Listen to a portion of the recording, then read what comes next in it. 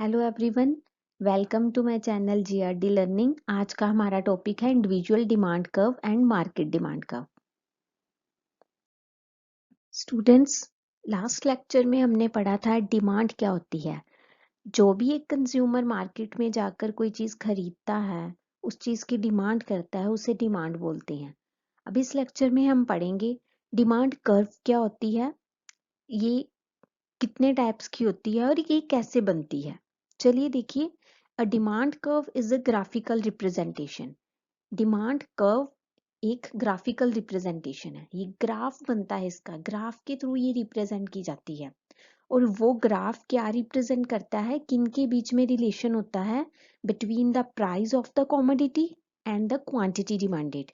मतलब कोई भी चीज जो आपने खरीदी है उसका प्राइस कॉमोडिटी का, और जो भी चीज आपने खरीदी है, जितनी भी उस चीज की डिमांड करी है, उसकी क्वांटिटी। फॉर एग्जाम्पल, आप अगर मोबाइल फोन लेने गए हो तो आप एक मोबाइल फोन ले रहे हो या दो ले रहे हो, कितनी क्वांटिटी ले रहे हो उस चीज की, और उसका प्राइस क्या है। इन दोनों के बीच में जो रिलेशन है, अगर हम उसे ग्राफिकली रिप्रेजेंट कर दें तो उसे थ्योरेटिकल पॉइंट ऑफ व्यू में हम बोलेंगे वो डिमांड कर्व है।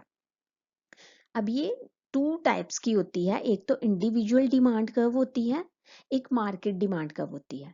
जब एक सिंगल कंज्यूमर डिमांड करता है तो वो इंडिविजुअल डिमांड कर्व बनाता है।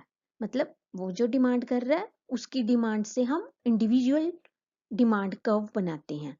अगर तो बहुत सारे कंज्यूमर मिलकर डिमांड कर रहे हैं तो हम उसे मार्केट डिमांड कर्व बोलेंगे। वो हम आगे पढ़ते हैं, पहले हम ये पढ़ लेते हैं इंडिविजुअल डिमांड कर्व क्या होती है। Individual demand curve refers to the quantity of the commodity demanded by a single consumer at various prices during a specific period. एक स्पेसिफिक पीरियड के दौरान, यानी कि जैसे आप मार्केट गए, वो एक टाइम है, उस टाइम पे जो भी प्राइस है, जो चीज आप लेने गए हो, मोबाइल फोन लेने गए हो, तो जो भी उसका प्राइस है, उस प्राइस पे आपके द्वारा, सिर्फ आप सिंगल आप ही कंज्यूमर हो और कोई कंज्यूमर हम नहीं ले रहे, आपके द्वारा जितनी भी क्वांटिटी डिमांड की गई है, जितने भी मोबाइल फोन आप ले रहे हो, उसको हम बोलेंगे इंडिविजुअल डिमांड कर्व। मतलब कि जब इन दोनों के बीच में जो रिलेशन है, अगर हम उसे ग्राफिकली रिप्रेजेंट कर दें तो वो कर्व बन जाएगी। लेकिन ये इंडिविजुअल इसलिए लिखा है क्योंकि ये सिंगल कंज्यूमर के द्वारा डिमांड की गई है। जितनी भी क्वांटिटी की डिमांड की गई है वो सिंगल कंज्यूमर के द्वारा की, इसीलिए बस इसके साथ इंडिविजुअल डिमांड है। अदरवाइज ये डिमांड कर्व वही डिमांड कर्व है। जब प्राइस और क्वांटिटी डिमांडेड के बीच में जो रिलेशन है उसको हम कर्व के थ्रू रिप्रेजेंट करें तो वो इंडिविजुअल डिमांड कर्व बोली जाएगी। यहाँ हम देखेंगे इंडिविजुअल डिमांड कर्व कैसे बनती है। इंडिविजुअल डिमांड कर्व बनाने से पहले हमें इंडिविजुअल डिमांड शेड्यूल भी बनानी पड़ेगी। ये टेबल जो आप देख रहे हो, इसे इंडिविजुअल डिमांड शेड्यूल बोलते हैं। इस शेड्यूल में हमने प्राइस और क्वांटिटी डिमांडेड लिया है, जो एक कंज्यूमर ने मार्केट में जाके क्वांटिटी डिमांड की है, जितनी भी यूनिट्स खरीदी हैं, उस प्राइस पे, जितना भी उस समय के लिए प्राइस था। सपोज करो यहाँ पे मैं आइसक्रीम ले रही हूँ, आइसक्रीम का प्राइस 1 रुपी है पहले, फिर 2 रुपीज हुआ, 3 रुपीज, फिर 4 रुपीज। एट रुपीज 1 कंज्यूमर कितना डिमांड कर रहा है, 4 आइसक्रीम, 4 यूनिट्स डिमांड कर रहा है, 4 आइसक्रीम डिमांड कर रहा है। जब प्राइस 2 हुआ तो वो 3 आइसक्रीम डिमांड कर रहा है। एट प्राइस 3 वो डिमांड कर रहा है 2 कॉमोडिटीज, 2 यूनिट्स ऑफ आइसक्रीम। और जब 4 प्राइस हुआ, उस आइसक्रीम का प्राइस 4 रुपीज हुआ, तो उसकी क्वांटिटी डिमांडेड 1 हुई। मतलब जैसे जैसे प्राइस बढ़ रहा है वैसे वैसे उसकी क्वांटिटी डिमांड जो वो कर रहा है, जितनी भी डिमांड करने वाली उसकी मात्रा है यूनिट्स की, वो कम होती जा रही है। जनरली ऐसे ही होता है, अगर आप मार्केट में जाएं या मैं जाऊंगी, प्राइस बढ़ रहा है तो हम कम ही चीजें लेंगे, उसकी क्वांटिटी कम ही लेंगे। इसी तरह से यहाँ पे हो रहा है, आइसक्रीम का प्राइस बढ़ रहा है तो वो अपनी क्वांटिटी कम डिमांड कर रहा है। एक कंज्यूमर का ये बिहेवियर है, वो इस तरह से चीज़ों को खरीद रहा है। अब अगर हम इसे ग्राफिकली रिप्रेजेंट कर दें तो ये इंडिविजुअल डिमांड कर्व होगी। देखिए इसे करना कैसे है। सबसे पहले तो यहाँ पे ऐसे स्ट्रेट लाइन में एक्स एक्सिस ये लाइन ड्रॉ करेंगे हम, और ये एक्स एक्सिस होती है इसलिए यहाँ पे हम इसके एंड पॉइंट में x लिखेंगे, फिर हम यहाँ पे y एक्सिस ड्रॉ करेंगे और यहाँ y लिखेंगे और ये आपका पॉइंट ऑफ ओरिजिन होता है। ठीक है, एक तरफ हम यहाँ पे y एक्सिस में प्राइस लेंगे और x एक्सिस में हम क्वांटिटी डिमांड लेंगे, जितनी भी यूनिट्स वो डिमांड कर रहा है अलग अलग प्राइजेस पे। और यहाँ पे जो प्राइस है 1 2 3 4 1 2 3 4 इसी तरह से हम ड्रॉ कर लेंगे। फिर क्वांटिटी डिमांड की है 4 3 2 1, हम इसे 1 2 3 4 इसी तरह से ड्रॉ कर लेंगे क्वांटिटी डिमांडेड को भी। और फिर देखिए at ₹1 he is demanding 4 units of ice cream. देखिए फॉर ₹1 प्राइस है, यहाँ प्राइस लिया, प्राइस ₹1 है, इस पे वो कितना डिमांड कर रहा है, सीधी लाइन ड्रॉ करेंगे 4 यूनिट्स ऑफ आइसक्रीम, ये यहाँ पे यूनिट्स है, इसी तरह से हम ऐसे ड्रॉ कर देंगे। देन ₹2 पे वो 3 यूनिट्स ऑफ आइसक्रीम डिमांड कर रहा है, ये ₹2 है, ये प्राइस है, इस पे वो 3 आइसक्रीम कर रहा है डिमांड। फिर ₹3 पे वो 2 आइसक्रीम डिमांड कर रहा है, फिर ₹4 पे एक ही आइसक्रीम डिमांड कर रहा है, जैसे कि ये टेबल में शो किया गया। इस तरह से हम टेबल ड्रॉ कर लेंगे और ये सारे पॉइंट्स जब ज्वाइन कर लेंगे तो हमें मिलेगी DD, यानी कि demand curve, individual demand curve. इस तरह से ये इंडिविजुअल डिमांड कर्व बनेगी। ये ग्राफिकली हमने एक सिंगल कंज्यूमर की, एक सिंगल जो है एक इंडिविजुअल कंज्यूमर की डिमांड को हमने ग्राफिकली रिप्रेजेंट कर दिया, शो कर दिया। Individual demand curve represent the demand of a single consumer. Single consumer है, मार्केट में गया है, उसने जो भी डिमांड की है एट डिफरेंट प्राइजेस पे, उसको हम अगर हम ऐसे शो करें तो ये इंडिविजुअल डिमांड शेड्यूल के साथ इंडिविजुअल डिमांड कर्व होगी। इसी तरह से मार्केट डिमांड कर्व भी होती है।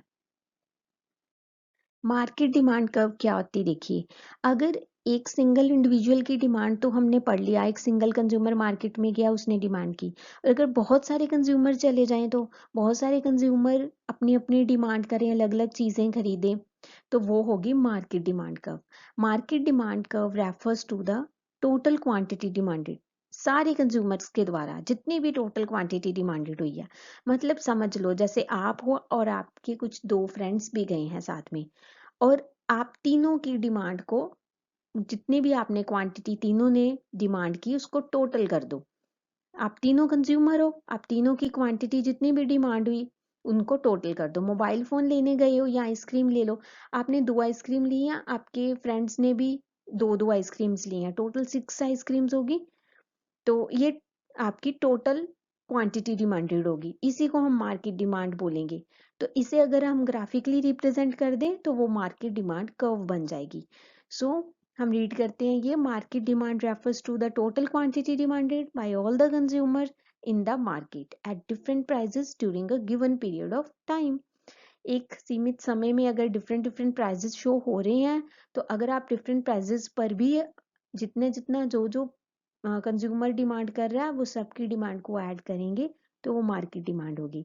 जैसे कि market demand equal to sum of individual demand, सभी इंडिविजुअल डिमांड्स की डिमांड्स को ऐड कर दिया जाए तो वो मार्केट डिमांड कहलाएगी। जैसे कि demand of consumer 1, demand of consumer 2 and demand of consumer 3 and so on like this। अब डिमांड 1 जो है वो कंज्यूमर 1 की डिमांड को रिप्रेजेंट कर रहा है, डिमांड 2 जो है दूसरे कंज्यूमर की, और डिमांड 3 तीसरे कंज्यूमर की। इन तीनों को टोटल कर दोगे, टोटल डिमांड होगी, टोटल क्वांटिटी डिमांडेड होगी। आपने 2 आइसक्रीम्स की डिमांड की, आपके फ्रेंड्स ने भी 2 आइसक्रीम्स डिमांड की, टोटल 6 आइसक्रीम्स होगी, क्वांटिटी सबकी क्वांटिटी को टोटल कर दिया। Market demand is obtained by adding the demand of all the consumer at each price level. हर एक प्राइस लेवल पर आपने तीनों की डिमांड्स को ऐड कर दिया तो मार्केट डिमांड बन गई। और कर्व में अगर रिप्रेजेंट करें तो वो मार्केट डिमांड कर्व कहलाएगी। अब ये तो आप तीनों हों, लेकिन मार्केट में पूरे देश भर में बहुत सारे हजारों सैकड़ों जो हैं कंज्यूमर्स होते हैं, तो वो सबकी डिमांड कंसीडर की जाएगी, तो तभी वो मार्केट डिमांड कर्व बनेगी। ओके, चलिए देखते हैं इसे कर्व और शेड्यूल में कैसे रिप्रेजेंट करना है। प्राइस ऑफ आइसक्रीम ही हम लेकर चल रहे हैं 1 2 3 4। अब डिमांड जो है ए कंज्यूमर की ले रहे हैं, एक बी कंज्यूमर की ले रहे हैं। दो जने हमने यहाँ पे लिए हैं, एक तो एज डिमांड एंड बीज डिमांड। जब ए जो पर्सन है वो डिमांड करता है तो वो ₹1 पे 4 करता है, ₹2 पे 3 रुपीज पे 2 यूनिट्स ऑफ आइसक्रीम एंड ₹4 पे 1 यूनिट ऑफ आइसक्रीम डिमांड करता है। इसी तरह से सेम प्राइस, ऐसे ही प्राइसेस पे इसी टाइम पे जो बी पर्सन है वो इस तरह से कुछ डिमांड कर रहा है, 5 4 3 एंड 2, 1 2 और 3 4 प्राइस पे वो इस तरह से डिमांड कर रहा है। At ₹1 he is demanding the 5 units of ice cream and at the ₹2 he is demanding the 4 units of ice cream, और ₹3 होने पर वो 3 यूनिट्स ऑफ आइसक्रीम डिमांड कर रहा है, और 4 प्राइस होने पर वो 2 यूनिट्स ऑफ आइसक्रीम डिमांड कर रहा है। इस तरह से हमने ए और बी की डिमांड को बना लिया है।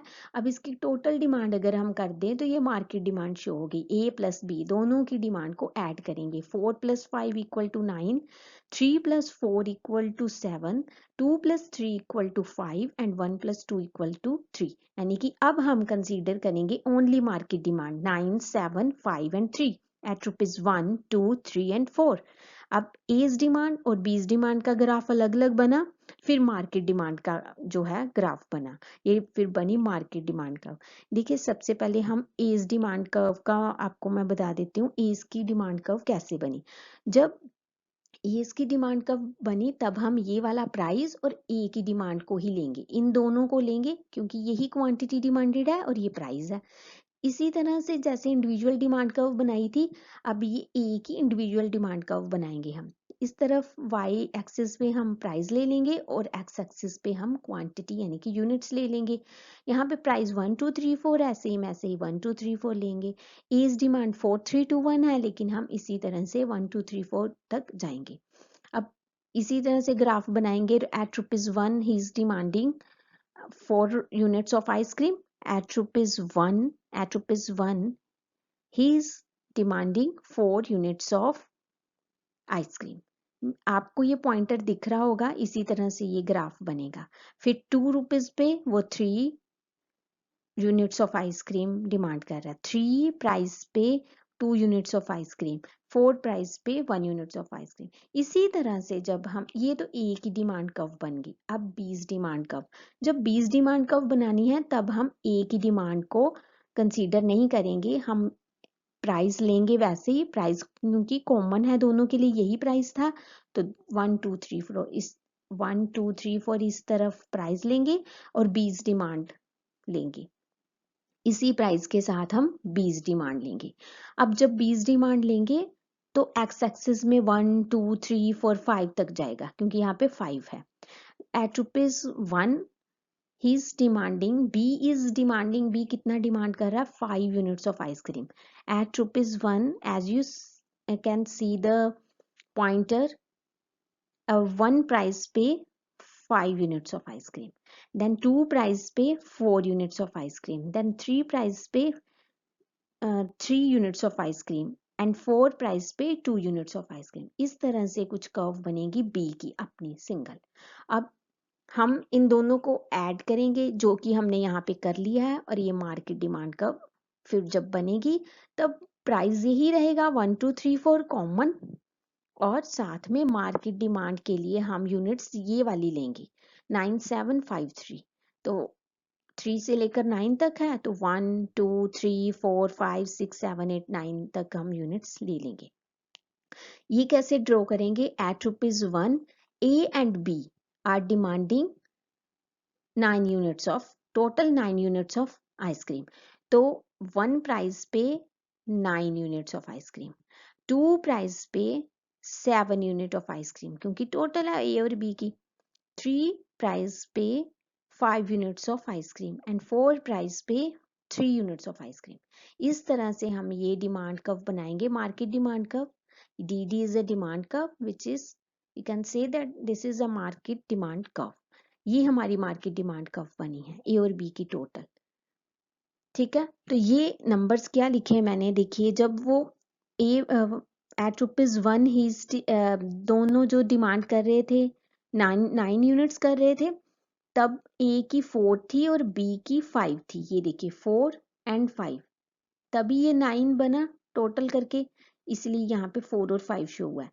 फिर जब यहाँ पे 3 और 4, ये 3 और ये 4, इस ये 3 और 4 7, 2 और 3 5, ये वाला 2 और 3 ये बना 5, क्योंकि 3 प्राइस पे मार्केट डिमांड 5 है, 3 प्राइस पे मार्केट डिमांड 5 है, तो यहाँ पे ए और बी की सिंगल सिंगल कितनी है 2 और 3 एंड सो ऑन। इसी तरह से 1 + 2 = 3 आया। जब भी आप एग्जाम में बनाओगे तो आप सीधा मार्केट डिमांड कर्व भी बना सकते हो, लेकिन आपको शेड्यूल्स ये सारी बनानी पड़ेगी, मतलब ए की भी डिमांड बतानी पड़ेगी और बी की डिमांड भी बतानी पड़ेगी। लेकिन जो कर्व है वो चाहे आप यही बना दो सीधा, सिर्फ मार्केट डिमांड कर्व। बाकी आप अपने टीचर से ज़रूर एक बार पूछिएगा कि उनको एग्ज़ाम में ए और बी दोनों की चाहिए या अलग अलग भी शो करनी है साथ में, ये आप पूछ सकते हैं। अदरवाइज आप ये एक भी बनाओगे तो भी ठीक है। ठीक है, और आई होप आपको यहाँ सारा टॉपिक अच्छे से क्लियर हुआ होगा। Thank you so much for watching this video. If you have any queries or doubts, you can ask me anytime. I will answer you. And मिलते हैं नेक्स्ट वीडियो में एक नए टॉपिक के साथ. Till then, take care.